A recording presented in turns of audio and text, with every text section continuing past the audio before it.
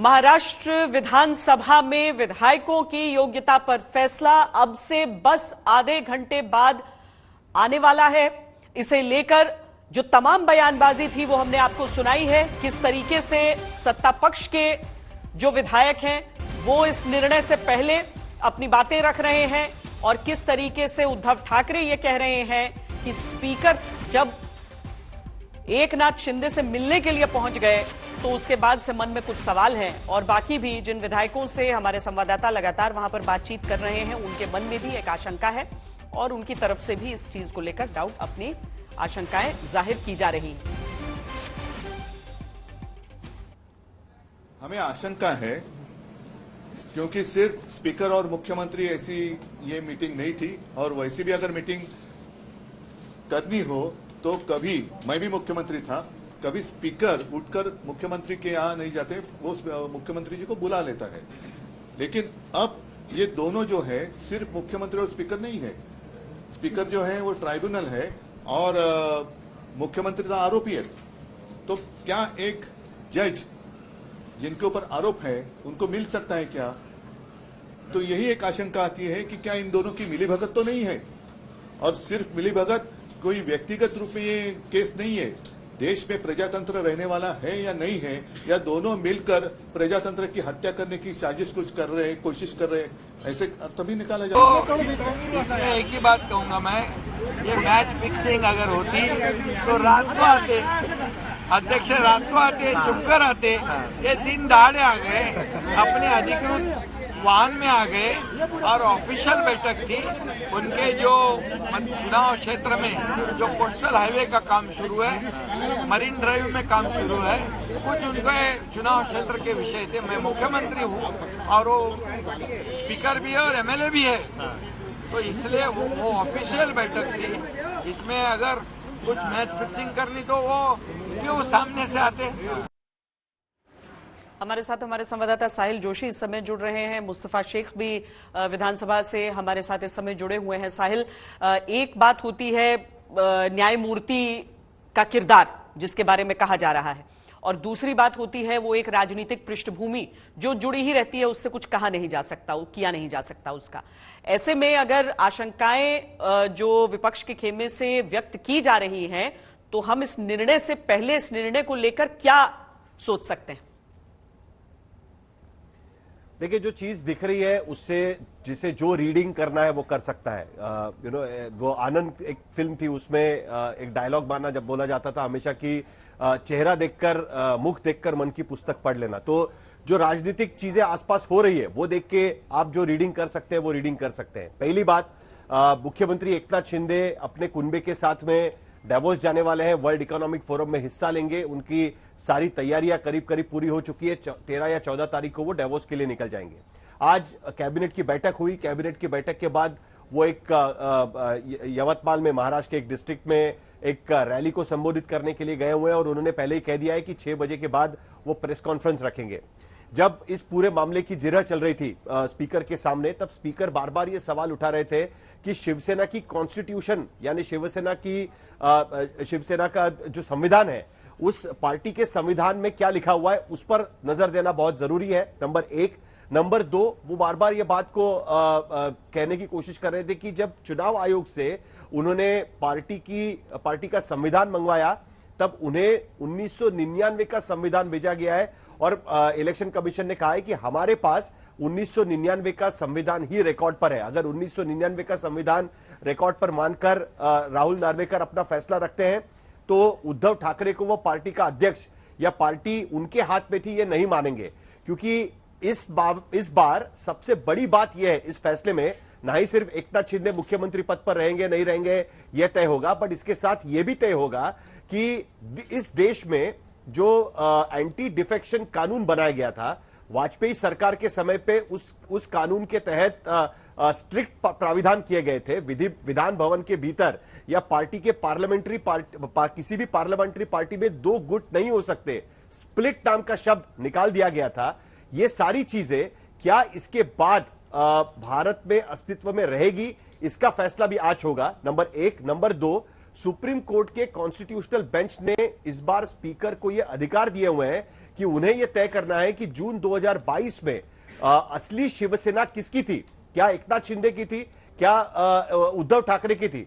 Public domain में क्या जानकारी है उसके परे यह फैसला हो सकता है। देखिए 2022 के पहले अगर अब मुंबई में, महाराष्ट्र में या देश में किसी को भी पूछते कि शिवसेना का अध्यक्ष कौन है, तो हर कोई यह जवाब देता कि उद्धव ठाकरे शिवसेना के पक्ष पार्टी चीफ है या पार्टी के अध्यक्ष है।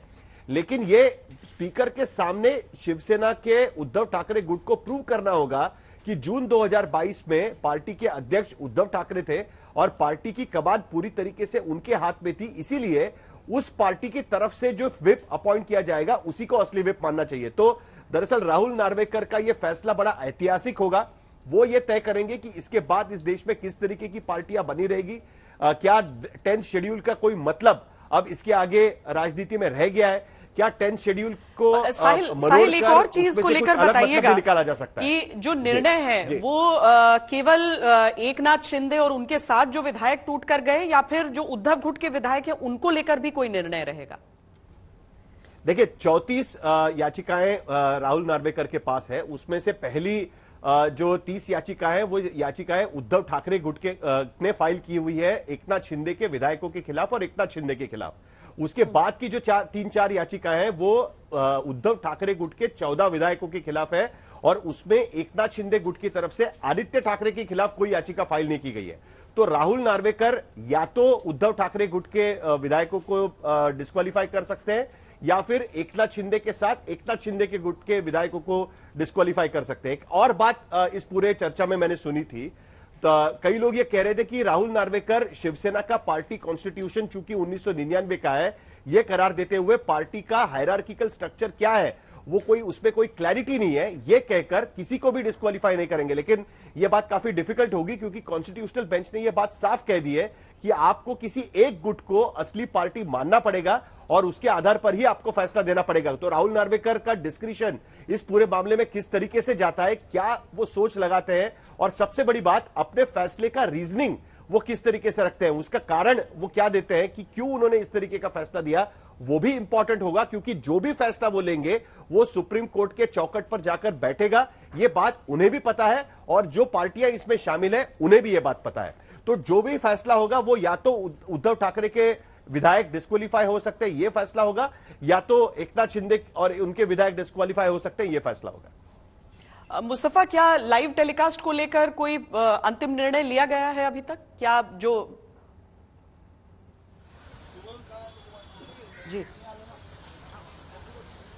जी बिल्कुल, आप कह सकते हैं, अगर मेरी आवाज पहुंच रही है आप तक, कि लाइव टेलीकास्ट की तैयारियां पूरी कर दी गई है और महाराष्ट्र असेंबली की तरफ से जो 4 बजे आप कह सकते हैं वर्डिक्ट प्रोनाउंस किया जाएगा, असेंबली के जो स्पीकर है राहुल नार्वेकर वो लाइव टेलीकास्ट कर इस पूरे वर्डिक्ट को आप कह सकते हैं पढ़कर सुनाएंगे।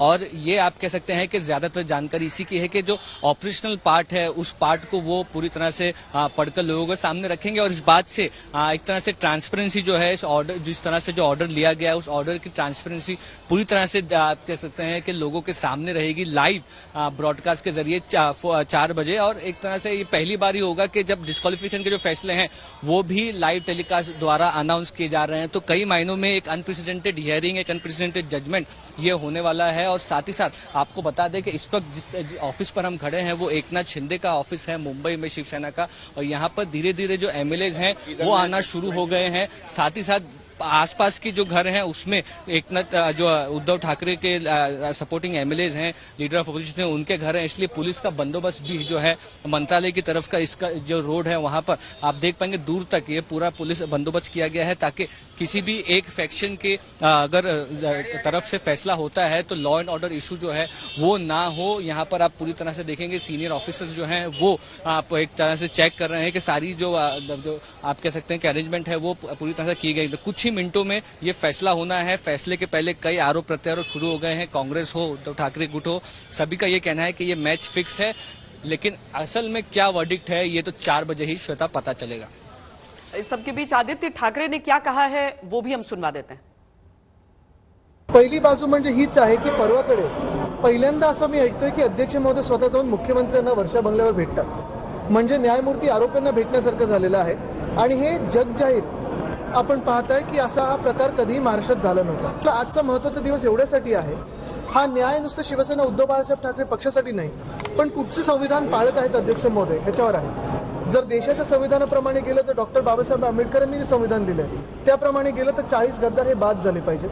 मला हीच अपेक्षा त्यांच्याकडून आहे की त्यांनी त्यांच्या पदाची बदनामी करू नये आणि संविधान पाळावं. साहिल, पिछले कुछ समय में महाराष्ट्र की राजनीति में वो सब कुछ हो गया है जो पूरे देश की राजनीति में शायद ही कभी हुआ हो कि जो दो पार्टियां विपक्ष में हैं वही दो पार्टियां सरकार में भी हैं, और अब निर्णय के साथ ही अब देखना है कि आगे क्या होता है. लेकिन अगर एकनाथ शिंदे के पक्ष में न आए निर्णय तो भी तो एनडीए की सरकार बनी रह सकती है. देखिए, अगर एकनाथ शिंदे डिस्क्वालीफाई हो जाते हैं, क्योंकि सबसे पहला फैसला तो एकनाथ शिंदे को लेकर ही लेना है. सबसे पहली जो पिटीशन है वो एकनाथ शिंदे के नाम के खिलाफ ही फाइल की गई है. 23 जून 2022 को फाइल की गई थी, और voluntarily giving up membership of the party under 10 schedule ये डिस्क्वालिफिकेशन पिटीशन फाइल की थी. तो अगर जिस वक्त एकनाथ शिंदे के खिलाफ अगर फैसला जाता है, वो अगर डिस्क्वालीफाई होते हैं तो ये सरकार गिर जाएगी. उसी वक्त ये सरकार गिर जाएगी, क्योंकि वो मुख्यमंत्री है, उन्हें तुरंत इस्तीफा देना होगा, और डिस्क्वालिफाइड विधायक ये मंत्री पद पर नहीं रह सकते. तो चॉइस उनके पास क्या रहता है? क्या वो दोबारा शपथ ले पाएंगे? क्या डिस्क्वालिफाइड होने के बाद 6 महीने का जो ग्रेस पीरियड मिलता है कि आप किसी भी सदन के सदस्य नहीं है तो आप मंत्री पद पर रह सकते, तो वो डिस्क्वालिफिकेशन में अलाउड नहीं है. तो या तो उन्हें विधान परिषद का सदस्य बनना पड़ेगा, जो बहुत जल्दी नहीं हो पाएगा, या तो उन्हें दोबारा चुनाव का सामना करके जो मिड टर्म पोल होंगे इन खाली सीटों पर, वहां पर वो जीत कर आते हैं तो वो बनना पड़ेगा. लेकिन नई सरकार यहां पर आनी पड़ेगी. अब नई सरकार की सूरत में अगर एकनाथ शिंदे डिस्क्वालीफाई होते हैं तो उनके सारे 40 के 40 विधायक डिस्क्वालीफाई हो जाएंगे. लेकिन अगर एकनाथ शिंदे हट जाते हैं तो फिर जो ऑप्शन रहता है वो बीजेपी और अजीत पवार गुट एनसीपी, इनका ऑप्शन रहता है कि जिनको आके सरकार बनाने का मौका मिलेगा. लेकिन जिन तर्कों के आधार पर एकनाथ शिंदे को डिस्क्वालीफाई किया होगा, उन्हीं तर्कों के आधार पर अजीत पवार को भी स्पीकर को फिर डिस्क्वालीफाई करना पड़ेगा, जिनका फैसला 31 जनवरी तक महाराष्ट्र के स्पीकर को लेना है. तो देखिए, ये एक दूसरे के धागे से बंधे हुए हैं ये दोनों लोग. अगर एकनाथ शिंदे बचते हैं तो अजीत पवार भी बचेंगे, और अगर एकनाथ शिंदे डिस्क्वालीफाई होते हैं तो अजीत पवार और उनके गुट को भी डिस्क्वालीफाई करना पड़ेगा. ऐसी सूरत में महाराष्ट्र में राष्ट्रपति शासन लगाने के अलावा और कोई चारा नहीं रह पाएगा. लेकिन अगर एकनाथ शिंदे बचते हैं तो यह सरकार चलती रहेगी. जाहिर सी बात है कि उद्धव ठाकरे गुट तुरंत सुप्रीम कोर्ट का दरवाजा खटखटाएगा, और अगर सुप्रीम कोर्ट का फैसला स्पीकर के फैसले के खिलाफ जाता है, तब आगे की बातें जो मैंने कही उस तरीके से बातें हो सकती है. लेकिन कुल मिलाकर एकनाथ शिंदे सेफ रहेंगे, यही बात खास करके महाराष्ट्र में चर्चा में है कि एकनाथ शिंदे के खिलाफ फैसला नहीं जाएगा. शिवसेना का कॉन्स्टिट्यूशन जिस तर्ज के आधार पे इलेक्शन कमीशन ने ट्रिपल टेस्ट का इस्तेमाल किया और शिवसेना की कॉन्स्टिट्यूशन के टेस्ट को नकारा, यह कहते हुए कि शिवसेना में जो कॉन्स्टिट्यूशनल बदलाव किए गए थे वो पार्टी के भीतर डेमोक्रेसी के खिलाफ वो बदलाव थे, जिसके चलते उनके बदलाव को हम नजरअंदाज करते हैं, उन्हें हम रिकॉर्ड पर नहीं रखते हैं. और ऐसे में जो आखिरी टेस्ट, मेजॉरिटी टेस्ट, उसको लागू करते हुए एकनाथ शिंदे के साथ में ज्यादा विधायक और सांसद है, ये कहते हुए उनके हाथ में पार्टी की कमान इलेक्शन कमीशन ने सौंपी थी. तो राहुल नार्वेकर भी अगर उसी टेस्ट का आधार लेते हुए, वही टेस्ट इस मामले में लगाते हुए अगर फैसला लेते हैं तो एकनाथ शिंदे के पास पार्टी थी, ये वो मानेंगे और उद्धव ठाकरे के विधायकों को डिस्क्वालीफाई कर सकते हैं. तो इसके लिए मामला उनके लिए काफी खुला है, काफी रिलैक्स वो नजर आ रहे हैं. कई विधायक एकनाथ शिंदे के लोगों से बात करते हुए कह रहे हैं कि हमारे के खिलाफ फैसला जाने की कोई उम्मीद नहीं है. और सबसे बड़ी बात, कल जिस तरीके से उद्धव ठाकरे गुट की तरफ से तुरंत एक एप्लीकेशन सुप्रीम कोर्ट में फाइल किया गया और उनके नजर में यह बात लाई गई कि कैसे स्पीकर होते हुए भी वो मुख्यमंत्री के घर गए और उनसे उन्होंने मुलाकात की जस्ट 3 दिन पहले, वही दर्शाता है कि उनसे कोई फेयर फैसले की, अनबायस्ड फैसले की वो उम्मीद नहीं रखते, जिसके चलते हमारी बात सुप्रीम कोर्ट पे सुनी जाए. तो कुल मिलाकर माहौल यह बना हुआ है कि सरकार को कोई खतरा नहीं होगा, एकनाथ शिंदे बच जाएंगे और यह सरकार इसी तरीके से सुप्रीम कोर्ट के फैसले तक कम से कम चलती रहेगी. यही बात फिलहाल महाराष्ट्र में नजर आ रही है. शुक्रिया साहिल. महाराष्ट्र में अब ये भी हम जानकारी दे दें कि अब आधे घंटे देरी से फैसला आएगा. जो निर्णय 4 बजे जो हम बता रहे थे, 4:30 बजे अब ये निर्णय आने वाला है. मुस्तफा, कोई खास कारण इसका कि आधे घंटे आगे शिफ्ट हो रहा है?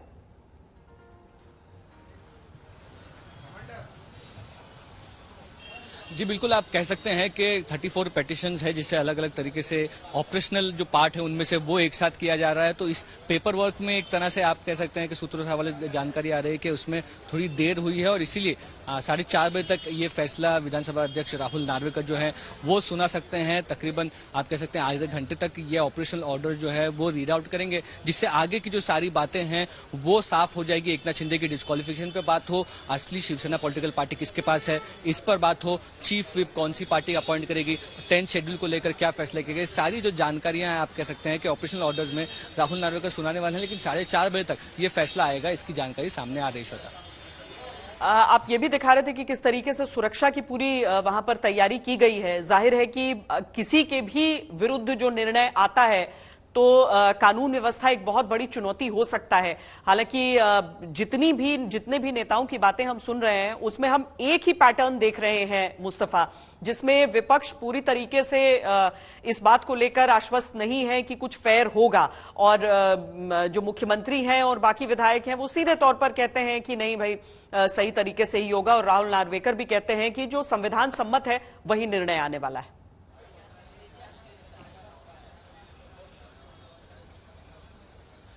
बिल्कुल श्वेता, जो बता रही है आप वैसे ही दृश्य देखने के लिए मिल रहे हैं। लेकिन भले ही औपचारिकता ही मान ले, लेकिन फैसला जो है वो आना बाकी है। फिलहाल आपको लिए चलते हैं एकनाथ शिंदे का जो पॉलिटिकल ऑफिस है उसमें तैयारी दिखाने के लिए। यहाँ पर आप देख पाएंगे कि जो लोग हैं, समर्थक हैं एकनाथ शिंदे शिवसेना के, वो यहाँ पर आ चुके हैं और एक तरह से यहाँ से ही जब अगर जीत का ऐलान होता है एकनाथ शिंदे की तो ये आप कह सकते हैं कि जो पॉलिटिकल वर्कर्स हैं वो यहाँ पर मौजूद है और यहीं से लाइव टेलीकास्ट जो है वो दिखाया जाएगा। और असेंबली के स्पीकर राहुल नार्वेकर जब अपना फैसला देते हैं उसके बाद एक तरह से जो खुशी की पहली लहर जो शिवसेना में दिखेगी वो शायद यहाँ से हो। एकनाथ शिंदे शिवसेना का जो ऑफिस है वहाँ पर इस वक्त हम मौजूद हैं। वहाँ के ये दृश्य जो है ये आपको दिखा रहे हैं। धीरे धीरे जो वर्कर्स हैं वो आना शुरू हो चुके हैं और आप कह सकते हैं कि ये जो ऑफिस है थोड़ी ही दूर पर है विधानसभा, जहाँ पर आप कह सकते हैं कि असेंबली में जहाँ पर ये पूरा जो फैसला है वो सुनाया जाना है। तो यहाँ से कुछ देर पहले मुस्तफा ने बात भी की थी एक उद्धव गुट के विधायक से, जिन्होंने सीधे तौर पर कह दिया कि मुझे तो बता दिया गया है कि भाई मैं डिस्क्वालीफाई होने वाला हूं आज। तो इस तरह की